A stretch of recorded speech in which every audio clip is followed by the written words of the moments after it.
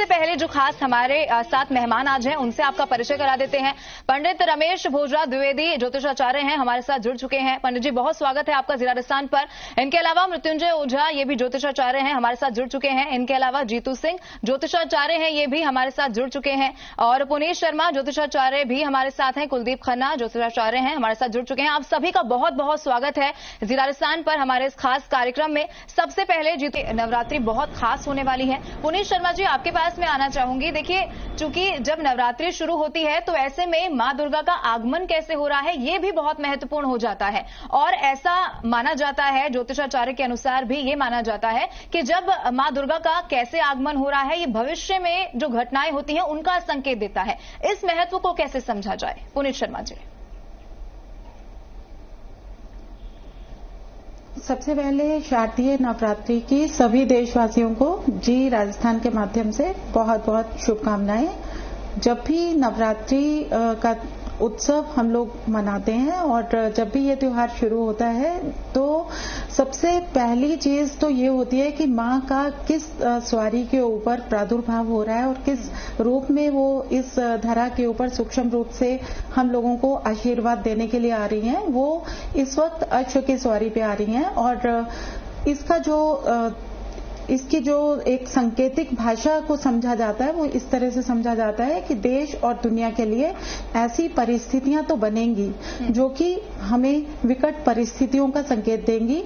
लेकिन अगर हम मां दुर्गा की शक्ति के ऊपर विश्वास रखते हैं तो हमें ये भी एक शुभ संकेत मान के चलना चाहिए कि ये अश्व के ऊपर सवार होके आ रही हैं तो हमारी विजय भी तय है, क्योंकि महिषासुर मर्दिनी के नाम से मां दुर्गा को हर कोई पूजा करता है। और अगर हम देश, प्रकृति और पूरे ही विश्व के हालातों की बात समझने की कोशिश करेंगे तो युद्ध जैसी परिस्थितियां बनेंगी, लेकिन विजय हम लोगों की तय है। युद्ध नहीं होगा, लेकिन जो एक हमारा युद्ध निरंतर कोरोना से चल रहा है उसके लिए भी ये जो ऊर्जा और देवी उपासना और शक्ति साधना के दिवस हैं 9 दिन, इसमें हम अपनी ऊर्जाओं को संकलित कर सकते हैं, कुंडलनी को जागृत कर सकते हैं और 9 दिन हम बहुत शुभ तरीके से व्यतीत करके अपने ऊर्जा चक्रों को शोधित कर सकते हैं। हर एक दिन दुर्गा सप्तशती के साथ हमारा एक अध्याय के साथ व्यतीत करके और मूलाधार चक्र से शुरू करके क्राउन चक्र तक, सहस्रार चक्र तक हम डेली मेडिटेशन और योग के द्वारा, साधनाओं के द्वारा ऊर्जा साधना और शक्ति के इन दिनों का भरपूर लाभ उठा सकते हैं। क्योंकि अश्व की सवारी लेके मां भगवती इस वक्त सूक्ष्म रूप से आ रही है तो एक उपाय हर एक इंसान को करना बहुत जरूरी है और वो है कि अपने घर की छत के ऊपर ईशान कोण या अपने घर की छत पे आगे के भाग की तरफ एक ध्वजा लगाएं जिसमें मां का एक रूप, उसके साथ में एक छोटी सी घंटी जो है वो बांध दें और इससे उनका वर्चस्व समाज के अंदर, यश, कीर्ति, सम्मान बढ़ेगा और साथ में घर के अंदर का दारिद्र्य दूर होगा।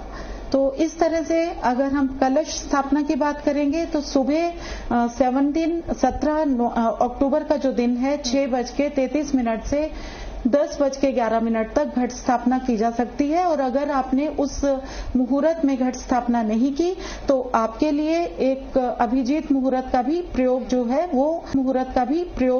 वो संभव है, जो आप कर सकते हैं 10:48 से लेके 11:48 से लेके 12:28 तक। तो इसके अंदर भी आप कलश स्थापना कर सकते हैं। इस तरह से ये जो शारदीय नवरात्रि है शुभ संकेत लेके आ रही है। मां दुर्गा, मां भगवती की असीम कृपा से हम लोगों की विजय होगी। चाहे प्राकृतिक आपदाएं हो, चाहे कोरोना हो, कहीं ना कहीं कोई ना कोई समाधान जरूर हमारे सामने आने वाले हैं।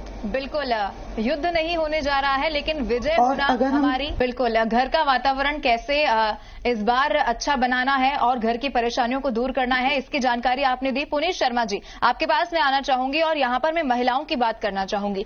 अगर इस शारदीय नवरात्रि महिलाओं की कुछ निजी परेशानी के चलते, चूंकि शुद्धि का यहाँ पर बहुत ख्याल रखना होता है, अगर वो पूजा पाठ नहीं कर सकती हैं, क्या उनके लिए कोई और उपाय है जिससे वो पूजा अर्चना किस तरीके से कर सकती है, या फिर कोई और उपाय जो इस बार अपनाया जा सकता है महिलाओं के लिए?